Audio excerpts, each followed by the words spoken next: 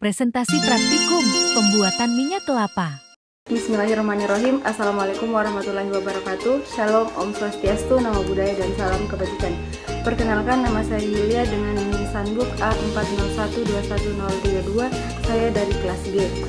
Baik, langsung saja. Di sini saya akan mempresentasikan hasil dari pembuatan minyak kelapa. Yang dimana ada bab 1 pendahuluan. Yang pertama yaitu adalah latar belakangnya. Minyak kelapa merupakan produk utama yang dapat dikembangkan dari tanaman kelapa. Saat ini berkembang penelitian baru mengenai minyak kelapa, terutama minyak kelapa yang dihasilkan tanpa proses penambahan bahan-bahan kimia maupun bahan pemanasan. Nah, terus yang kedua yaitu di sini ada rumusan masalah, yang dimana saya mengambil rumusan masalahnya yaitu bagaimana cara pengolahan dari minyak kelapa murni.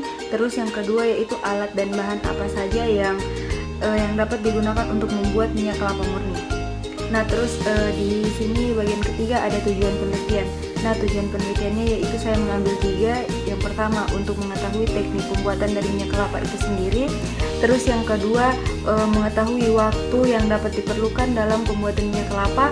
Terus yang ketiga itu untuk mengetahui rendemen minyak yang dihasilkan. Nah, lanjut ke bagian bab 2 yaitu pembahasan, yang dimana yang pertama yaitu buah kelapa.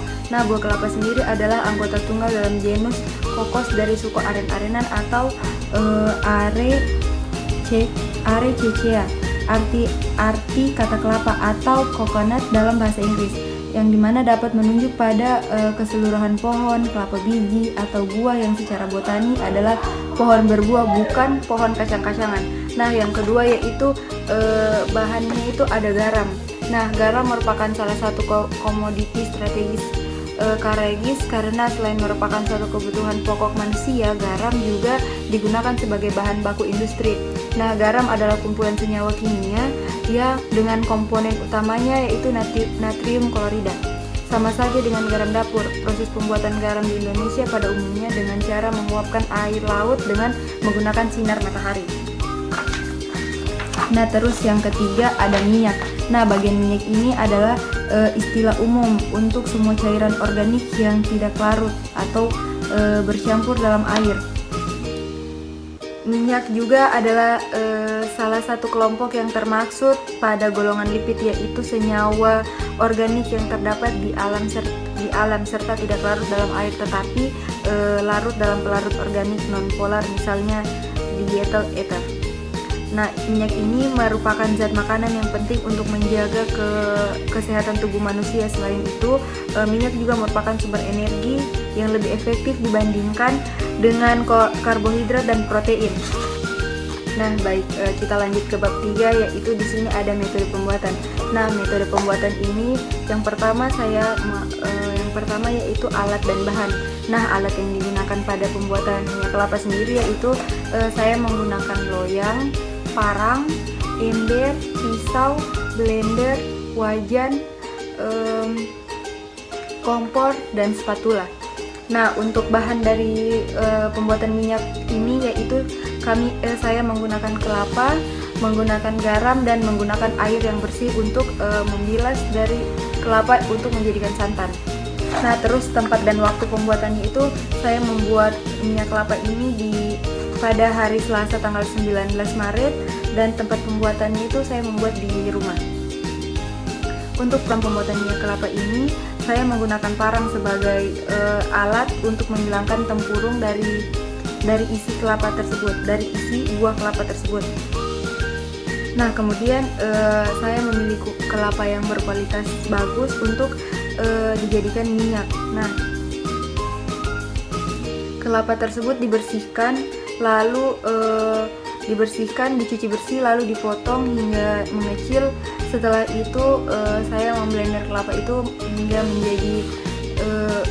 menjadi ampas, dan setelah menjadi ampas, kelapa tersebut diperas hingga mengeluarkan air santan, dan air santan tersebut didiamkan selama 1 malam untuk difermentasi.